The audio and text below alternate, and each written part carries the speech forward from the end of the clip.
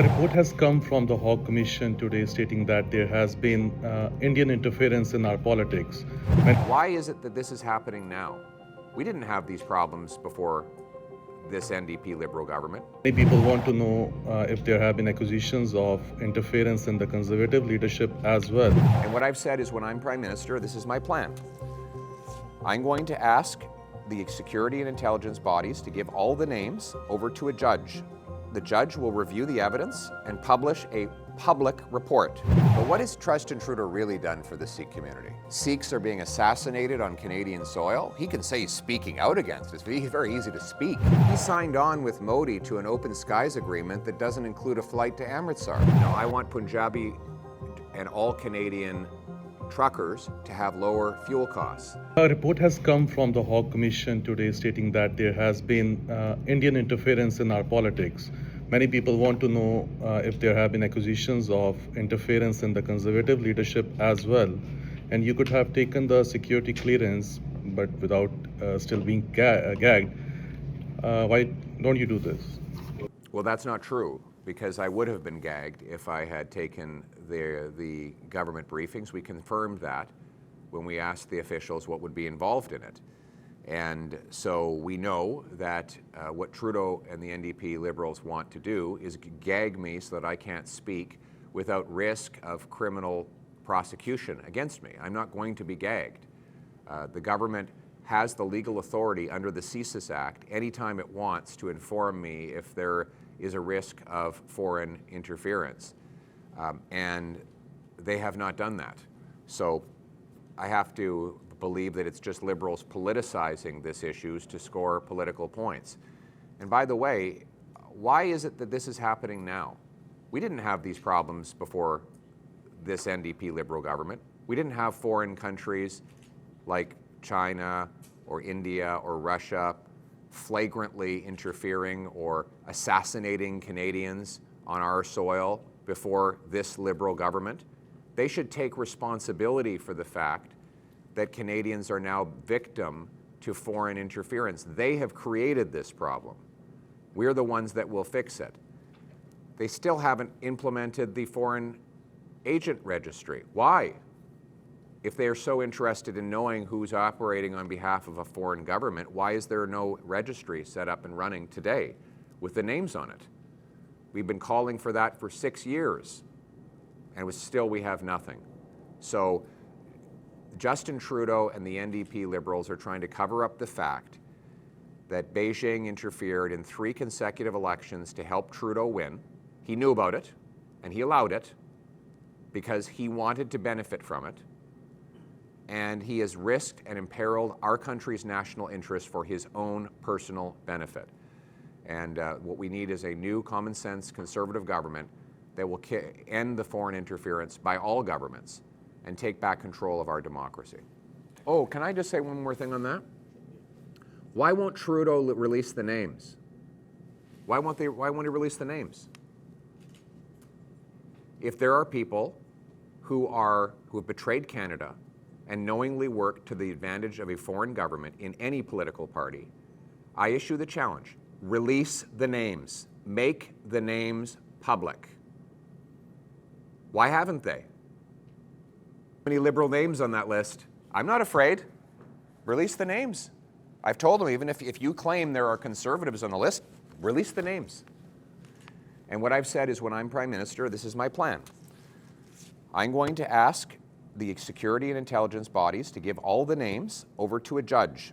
The judge will review the evidence and publish a public report with the names and the evidence against anyone who was knowingly working against Canada's interests to the benefit of a foreign government. That's how certain I am that we have integrity in the Conservative Party. And if Justin Trudeau were so certain himself, then he would agree with me and he would publish the names. Ask them that. Why won't they release the names? Our outgoing Prime Minister Justin Trudeau is leaving a notable legacy within the Sikh community, particularly on his stance, on his vocal stance on Indian foreign interference, and has mentioned that he has more Sikhs in his cabinet than Prime Minister Modi does.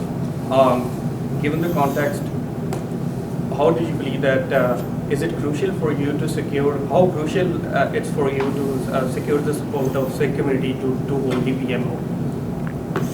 Well, look, I have my deputy leader, Tim Uppalji, is Sikh, a turban-wearing Sikh. My finance critic, Jasraj Singh Halan, is a turban-wearing Sikh. Those are the two most senior positions in my entire shadow cabinet. We have great Sikh candidates, Harjit Gill. We have Jesse Sahota, a very respected police officer from Delta. Bob Desange, I could go on. Right across the country, we have strong Sikh candidates. So we will have a strong Sikh representation. But what has Justin Trudeau really done for the Sikh community in practice? How many Sikhs are forced to go to food banks now after 9 years of Trudeau's taxes? Is life really better in Surrey or Brampton today than it was 9 years ago? Really? I have not found anyone in Surrey or Brampton that says life is better today than it was when Justin Trudeau took office. Housing costs have doubled in both of those places. They are two of the most expensive housing markets in the world. The international student debacle has 26 students found in one Brampton basement, 26 students living in the basement of one house. That didn't happen before Justin Trudeau. Sikhs are being assassinated on Canadian soil. He can say he's speaking out against it. It's very easy to speak. But why is this happening? Why are murders of Sikhs happening on Canadian soil after 9 years of Trudeau and the NDP Liberals? He's a great talker, but what has he actually delivered for Sikhs? He signed on with Modi to an open skies agreement that doesn't include a flight to Amritsar. What a total act of disrespect. How could you possibly say you're going to sign on to an open skies agreement with India that doesn't include a flight to Amritsar when we have the biggest expatriate Punjabi community in the world? Singapore has a direct flight to Amritsar. So does Malaysia, UK, Uzbekistan. Uzbekistan has one, not even Canada.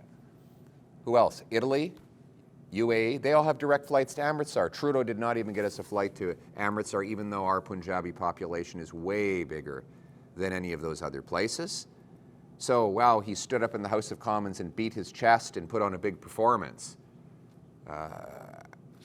What is the result for the Sikh community? Everything is worse now than it was before Justin Trudeau, and everything will be better when I am Prime Minister. We will end the crime spree that has terrorized our communities.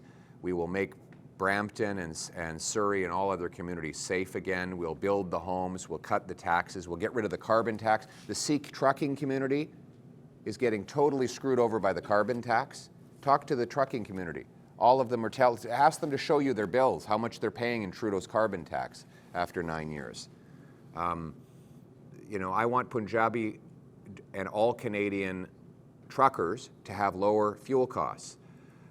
That's what we can do that delivers real results rather than just symbolic politics like we've got from 9 years of Trudeau. So the answer on that is that we've got 5 million outstanding permits and visas that will expire within roughly the next 2 years.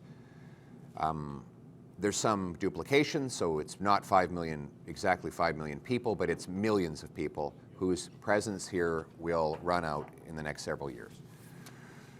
You know, if somebody is a law-abiding, hardworking, say a graduate of Waterloo in engineering, and they've got a great job and they're paying lots of tax, well, we would obviously welcome that person to stay. If somebody has broken the law or is not able to be employed and they perhaps defrauded the system, then that person would have to leave. There's no question that we cannot continue to go on bringing in 1 million people a year. It's been an absolute disaster. I'm just being very blunt with you. And those people who are here illegally, of which we think there are somewhere between, according to the government's numbers, they say somewhere between 20,000 and 500,000, but they're not sure. People who are here illegally need to be expelled. They need to be deported. That's just the way it is. We have to have law and order in our country. Yes, we welcome immigrants. My wife is an immigrant. She came legally. Legal, lawful, controlled immigration is good. Illegal, unlawful, chaotic immigration is bad. And that is the line that I draw. Thank you.